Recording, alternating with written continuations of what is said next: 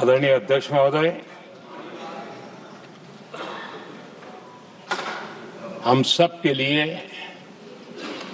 और सभी देशवासियों के लिए इतना ही नहीं, विश्व के लोकतंत्र प्रेमी नागरिकों के लिए भी हमारे लिए ये बहुत ही गौरव का पल है। बड़े गर्व के साथ लोकतंत्र के उत्सव को मनाने का एक अवसर है।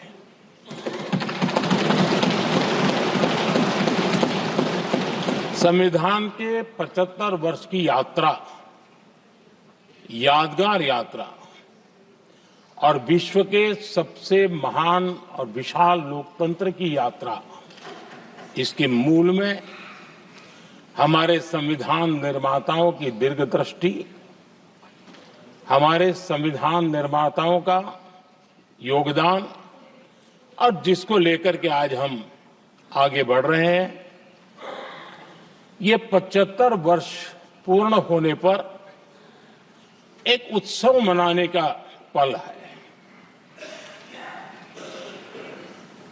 मेरे लिए खुशी की बात है कि संसद भी इस उत्सव में शामिल होकर के अपनी भावनाओं को प्रकट कर रही है। मैं सभी माननीय सांसदों का आभार व्यक्त करता हूं कि जिन्होंने इस उत्सव के अंदर हिस्सा लिया। मैं उन सबका अभिनंदन करता हूं। आदरणीय अध्यक्ष जी, 75 वर्ष की उपलब्धि साधारण नहीं है, असाधारण है। और जब देश आजाद हुआ और उस समय भारत के लिए जो जो संभावनाएं व्यक्त की गई थी, उन सभी संभावनाओं को निरस्त करते हुए, परास्त करते हुए भारत का संविधान हमें यहां तक ले आया है। और इसलिए इस महान उपलब्धि के लिए संविधान निर्माताओं के साथ साथ मैं देश के कोटि कोटि नागरिकों का आदरपूर्वक नमन करता हूं, जिन्होंने इस भावना को, इस नई व्यवस्था को जी करके दिखाया है। संविधान निर्माताओं की जो भावनाएं थी, उसको जीने में पिछले 75 साल भारत का नागरिक हर कसौटी पर खरा उतरा है। और इसलिए भारत का नागरिक सर्वाधिक अभिनंदन का अधिकारी है। आदरणीय सभापति जी, संविधान निर्माता इस बात में बहुत सजग थे। वो ये नहीं मानते थे कि भारत का जन्म 1947 में हुआ है। वो ये नहीं मानते थे कि भारत में लोकतंत्र 1950 से आ रहा है।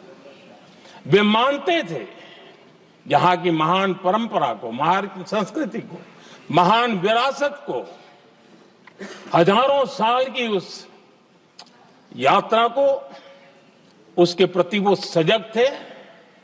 उनको इस बात का पूरा भान था। आदरणीय सभापति जी,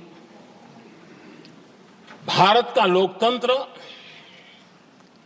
भारत का गणतांत्रिक अतीत बहुत ही समृद्ध रहा है, विश्व के लिए प्रेरक रहा है।